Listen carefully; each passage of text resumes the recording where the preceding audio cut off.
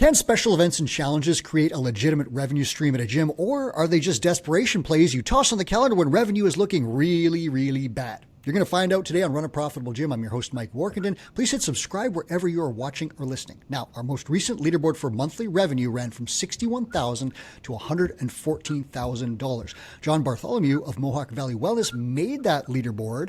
And when I saw what went into his number, I needed to get him on the show. We often talk about big group training, small group training, semi-private training, personal training. We don't step outside that very often, but John's found a way to put some great stuff together to boost his revenue. And we're going to talk about that today. John, welcome. How is it today? Outstanding, Mike. Super excited to be here and dive into all things events and nutrition challenges and share. Yeah, because we talk about training a lot. And I'll tell you, back in the day when I looked at my books and something was looking really bad on the revenue line, I'm like, I need a challenge. I need to do a competition. And you put something like that in there. But you're doing something completely different. And I'm going to get our listeners on your page so that they can understand how this can become a big boost to revenue. So let's do this, the numbers first. What are your main revenue streams? Do you have an approximate breakdown of what goes into your gross? What are we looking at here? Yep. So the numbers that we're going to reference are May's numbers. And a breakdown of that 74K, 80% of that is from what you would look at as generally accepted gym revenue, right? Okay. Group class, small group training, personal training, things along those lines. But then about 20% of that, so almost another 15K, came from two sources, one being an event and the other being a nutrition challenge. So like you hit the nail on the head, the bedrock is the recurring, general gym membership, but a nice 20% chunk is above and beyond. And we found a pretty cool way to do it in a systematic way.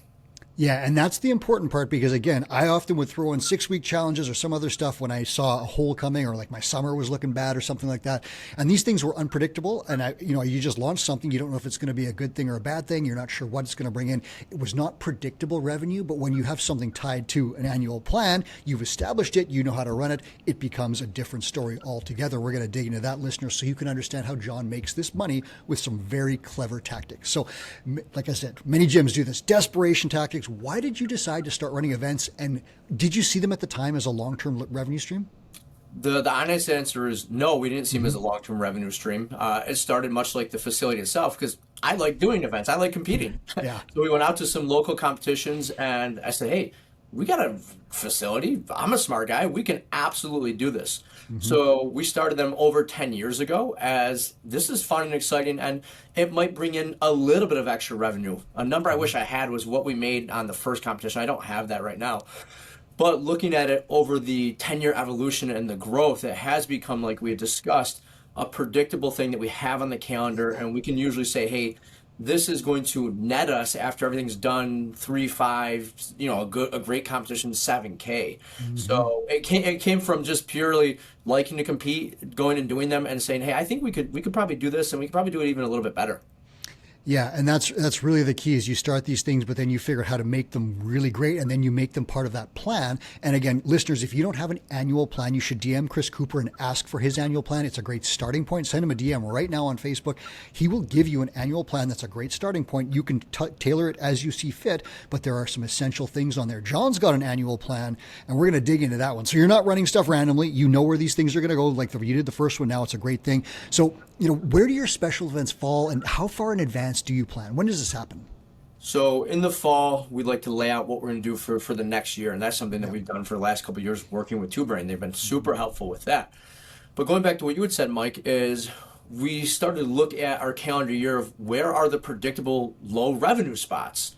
And rather than trying to just come up with some wild idea, we said, well, what if we started to shift our competition or the nutrition challenge around those predictable low revenue areas, so that way we can almost balance off the revenue, and we can then systematically say, okay, in fall we have a competition, and summer we're going to do a nutrition challenge, and it comes a really nice cyclical pattern where you can help offset those slow months with the nutrition challenges and competitions done right, again, planning them.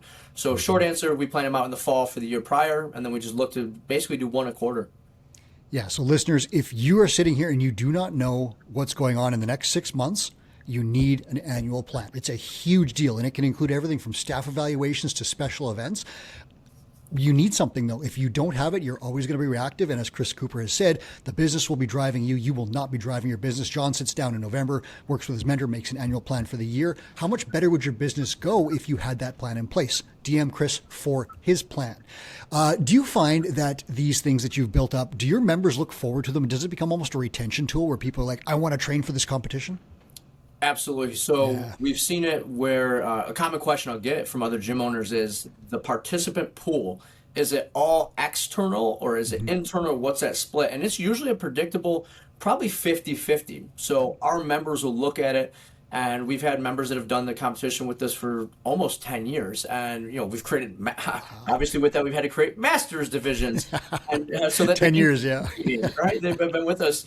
So yes, we do look at it as a retention tool, and we've also found ways to monetize. Hey, we could do a little skill session, a little competitors thing before the competition shows up. But we also see that individuals that sign up for the competitions will start to train a little bit more frequently, right? It's very similar to if you were going to sign up for a 5K road race, you'd probably start running a little bit more. So when you sign up for our competition, you start training a little bit more. And when people train a little bit more, they generally stay with us a little bit longer. So it almost feeds back into, like you said, retention and keeping our members longer. Yeah, one of Chris Cooper's tips is if you have slow summers, put a competition together in fall, and it doesn't have to be an elite level thing. It can just be like, I think he called his the Catalyst Games, and it was just a chance to celebrate his members. It wasn't designed to be the ultra test of fitness or anything like that, but something that no one was going to quit if they register for this thing because they've got a goal, they're training for something. John mentioned two things that are really important. He's got 50% participation inside the gym, and then he's got people outside the gym, the other 50%. That boosts his average revenue per member when someone signs up, but it also gets in some new revenue from other people. Maybe they get exposed to John and his business, and maybe they want to take part in that. So that's a really interesting thing. But again, it all comes down to planning and doing a good job repeatedly over and over again and building momentum. I want to talk specifically about your nutrition challenge because this is very cool. You've got some really interesting features that I think listeners need to know about. How do you run this thing and how do you make it fun for clients? So the backstory on it, Mike, is that we've been doing nutrition challenges longer than we've been doing competitions. Okay. Within the first year or two, so we're coming up in year 16, been doing them at least 2 a year, sometimes 3 a year. And what we'd realize is, as most gym owners realize, like, hey, the bedrock of getting our clients results is we've got to get them eating better. We've got to get them sleeping better. We've got to get them drinking less often, right? So we call it nutrition, healthy habits. We've got to get that dialed in because unfortunately, 1,000 burpees a day isn't going to undo 2 hours of sleep and a 6-pack a night and just poor nutrition. So I wish it would. we've been thinking about this for a long time, and we've run a lot of nutrition challenges for a long time. But in the last year, what we started to do was gamify it.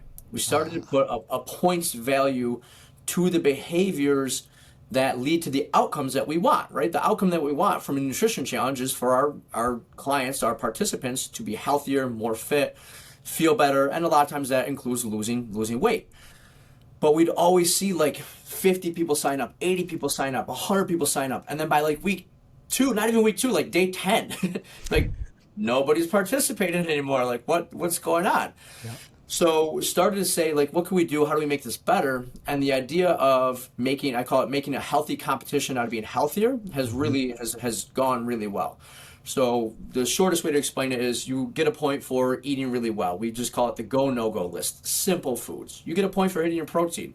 We got away from weighing and measuring because that was very intimidating. For a lot of people, it was too much. Yep. So we just said, if you follow these guidelines, yes or no, you get a point. Did you move your body for 45 minutes? You get a point. Did you get a good night's sleep? So there's yes or no questions you answer, and you gain points. And then we also made big points if you would come in on a Monday and be lighter than you were the Monday prior. So you get these bonus points, these mega bonus points for doing the behavior that most people want when they do a nutrition challenge. And we got bonus points for meal prepping. So what we did was we created a leaderboard. So each night you could literally plug in your numbers and you could see in real time, hey, where am I in this challenge against my peers? And what happened is you would, now in hindsight, I'm not really surprised by that. People became very competitive. Yeah. Like when you're running your classes and you say, hey guys, we're going to go for an 800-meter warm-up jog. Everybody tries to win the 800-meter warm-up jog. Well, guess what happened? people got very, very competitive, but they were competitive in one of the best things ever. Getting more sleep, getting to the gym more often, eating more protein, all the things that made them feel healthier. So we have found that to be very, very effective in our nutrition challenges, because it took what was very engaging for the first 7 days and then a massive drop off to the last one we ran internally. We had 137 participants. We charged $70, so you can look at the revenue there. And we had, I want to say, probably 70% go all the way to the end, which and historically looking, like, we'd be lucky if we had like 30, maybe 40% make it to the end. And the feedback we gathered, right? We did a quick Google survey at the end to say, what did you like? How do we make it better? And again and again and again and again, it was the point system, the scoreboard, the point system. This was, and this is from longstanding members that have done 20 of these with us, like John. The point system was so fun. And there's two ways. People said, I'd like the point system for myself because I was trying to beat my points. And then a lot of them also said, I just like the healthy competition. So that has worked really, really well for us to gamify the nutrition challenges. And that's the second one, third one that we've done that way. And it's gone very well. Wow. So basically 40% greater adherence just because you're putting together a point system and encouraging people to compete. And as you're rattling this stuff off in my head, I'm thinking, okay, I would get a point. I went to bed last night at a good hour. I didn't have any alcohol. I had breakfast and protein. So I'm like adding up points in my head already. You can see, listeners, how this works. And if you have a Garmin or anything like that, you know, my wife looks at these things and there's badges she wants. This stuff all has an effect on people and it really is motivating. Do you do this, like, is this an app or what system do you use here to make this happen? So we have been using, so it came from internally, hey, wild idea. We run a gym. We're trying to get people healthier and have just built it over time. And it's been archaic, paper and pen. So we use this with our personal training clients. We use this with our nutrition and lifestyle coaching clients. And we say, hey, Mike, here's your sheet, fill in the sheet and earn your points. So over the last 3-4 months, we've been building it into an app. Because now what we can do is we can see the results in real time. So again, if I'm working with you one-on-one, personal training, nutrition, lifestyle coaching, I can just hop on the back end and I can look to see, oh, look, Mike's got 26 points this week. He's got a streak. He's doing amazing. And it simplifies it because it's 2025. Giving people a green highlighter and a 3-ring binder feels like we're stepping back into 1984. So it's a little archaic. Now, it worked.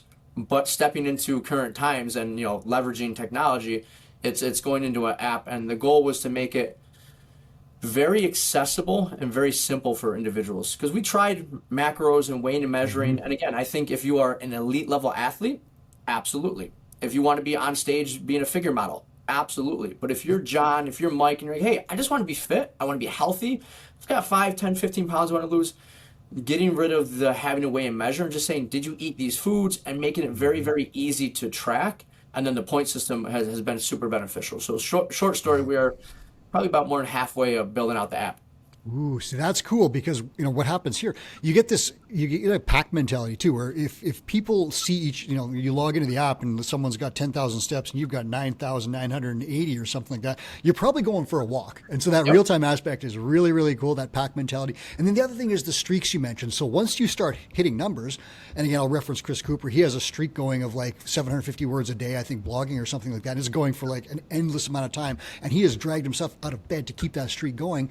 Streaks are super powerful. And if you can encourage your members to do that with healthy stuff, how much better is that going to be? And here's the upshot of this. Let's talk business. If your members do this stuff that John's laying out, like eating protein and prepping meals, getting to bed on time, they're going to get better results in the gym. If they get better results in the gym, they're going to stay training with you longer. They're going to pay you more money. Everyone is going to win here. Your coaches make more, your gym makes more, you make more, the clients are happy. It's a win across the board. And it's just because you're getting them to do the stuff that gets results, because your job as a gym owner coach is to get clients results. It doesn't matter what program you use. Nothing of that matters. It matters that they get results. So how often, you said it again, but remind me, how often do you run a nutrition challenge like this? So going back to the competitions we talked about, we try to basically alternate, right? We've got a competition, then we do a nutrition challenge, competition, Nice. nutrition challenge. So we're not, you know, beating the same drum every single time. There's a nice predictable rhythm to it. And what we have found, and actually talking about the app as well too, is doing this for a long time, is many individuals do so well during the actual challenge. They're focused, they're going, and then it ends, and they're like, now what? right? So the nice thing about the app is that the app is just going. So yes, you can have that focused intention and you can be hammering, hammering, hammering and say, okay, the challenge ended, but I'm still going to keep going. I want to keep my streak going. I want to keep this going, and they don't have to stop and be like, all right, I have to wait 6 more months until the spring challenge starts. So we run two, we call them 28-day challenges a year. And then actually we're doing one right now is I'll throw them out there just kind of off the cuff. They're free. I don't charge for the short ones. Then we call them sprints, and they're 10 days. And I'm in one, right? Going back to exactly what you said. I'm in it right now with the members, and there's like 6 of us tied for first. And I'm going to make sure that I have to get my workout in. I'm going to make sure that I'm getting my 7 hours of sleep tonight. So I will adjust and move things around in my personal schedule to make sure that I don't get knocked out of the top spot, because I want to compete with these guys. And it's like I said, the best part about it is it's a healthy competition. Like, oh, I got extra sleep. Like, I'm competing to be healthier. Do you find that you get some carryover into ongoing programs as a result of this? We'll call it a kickstart or something like that with a challenge. Yes, it's we actually have just started using this with our new members right when they join, because going back to what you said, there you go. Talking business, the best time to get somebody results is as fast as humanly possible when they come through the door. So to say, hey, Mike, awesome, welcome to our facility. We're still got to give you the archaic paper right now because the app's not done.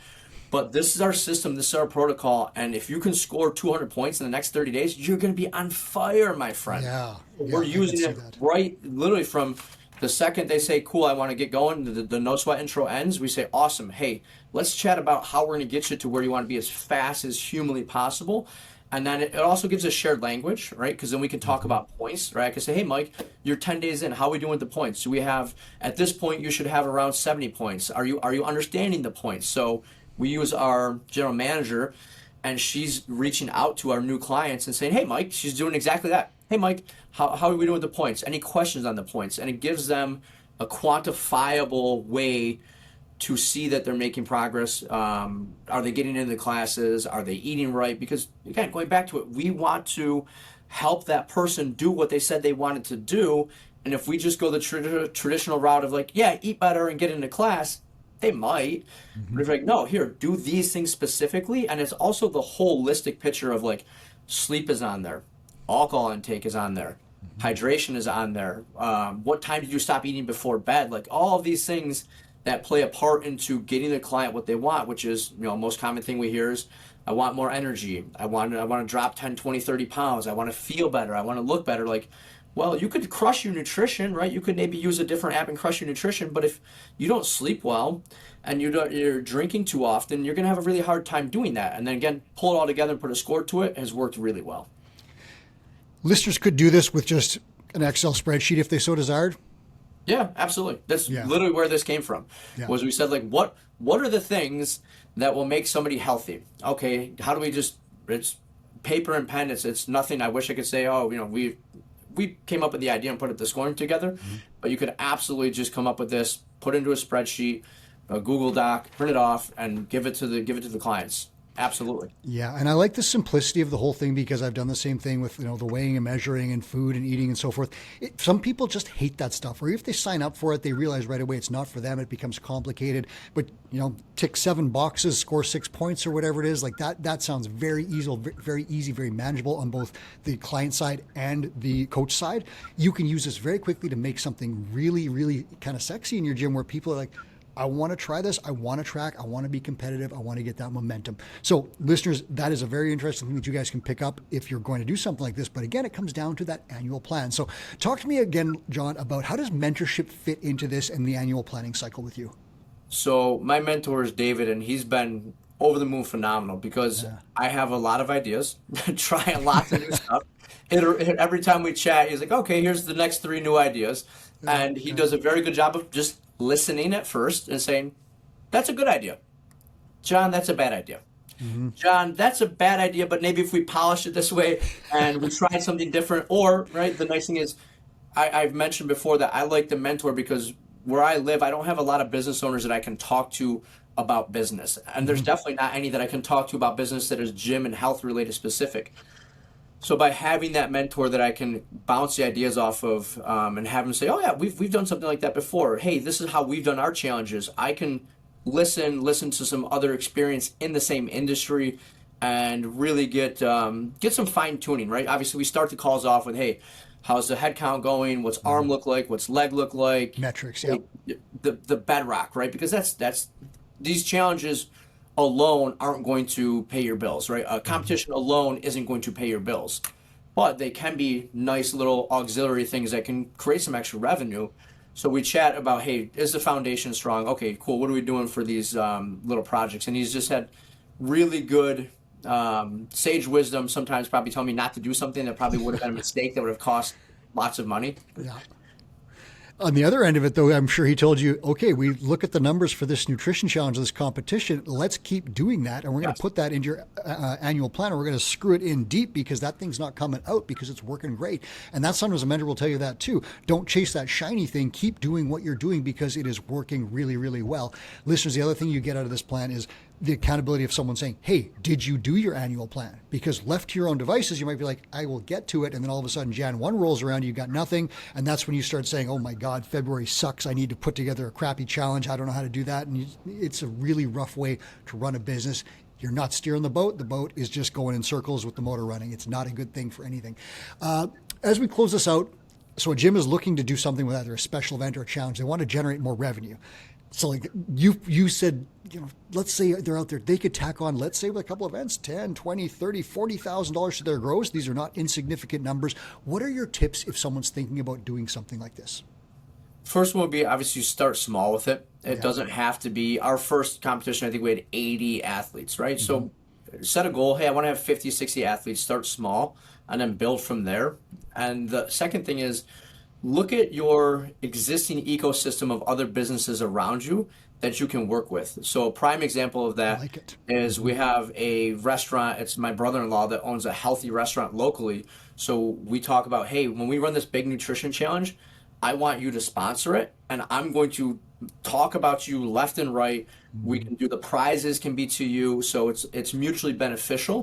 And then what we're learning is, like, if we can get enough sponsorship, that covers almost any expense that we had. So the revenue collected from the actual registration, your profit on the project goes higher. So who do you have in your ecosystem? Maybe they're existing members, maybe they're not. Maybe it's just a local supplement store, chiropractor, massage therapist. Who has the same members that you do, that you could offer them something that would be beneficial? Maybe it's the exposure, maybe it's word of mouth, that they would want to engage as a sponsor or be somehow involved with your competition or your nutrition challenge, or both, because we've done that with both, where we've said, hey, our last competition we did very, very well because we had so many different sponsors that wanted to be part of it. Now, you also have to take in consideration, we've done this for 10 plus years, so we built it up over time. So year one, you wouldn't say, hey, let me go ask for $5,000 sponsors for my competition with 30 people in it. That might be a stretch. Maybe. But you could talk to a massage therapist and say, hey, would you want to sponsor for $500? And, we can get you some signage. And I think start small, but always leverage and build the relationships that you have. Again, especially when you have overlapping clientele, that's been something that has been helpful for us. Yeah, it's the analogy. The best day to plant a tree was yesterday. The second best day is today, right? So start doing some stuff. And I'll tack on to what John said. Put an annual plan together, right? Don't think about this stuff for next month. Put this in a document that lives and breathes and evolves, and put this stuff in there and then plan to do it and do a great job and crush it. The second thing I'll give you, John mentioned, I'm going to reiterate it. Profit. These things should not exist just to be there. They should generate profit. And I made a mistake. I started with competitions and I spent all the money on prizes and new equipment. I made no money, or I even lost money if you figure in the time. Run these things at a profit, and a mentor can show you exactly how to set them up with a profit margin. Make sure you're not overworking your coaches and destroying your business, that these things are actually kicking in money. And if you do it right, your ARM goes up, your revenue goes up, your retention goes up. John said all that stuff happened. And again, he was on our leaderboard, which ran from $61,000 to $114,000 a month. These are incredible recurring revenue numbers for gyms. John, I want to thank you for opening up the books and sharing your secrets with us, especially the gamification of nutrition stuff. Thank you. My pleasure, Mike. Absolutely thrilled to be here. Listeners, if you want to find out more about how you might move in the direction of our revenue leaders, you should book a call with a mentor through the link in the show notes. That was John Bartholomeo. I'm Mike Workinen. He was one of our top revenue generators on our last leaderboard. This is Run a Profitable Gym. Please hit subscribe on your way out the door.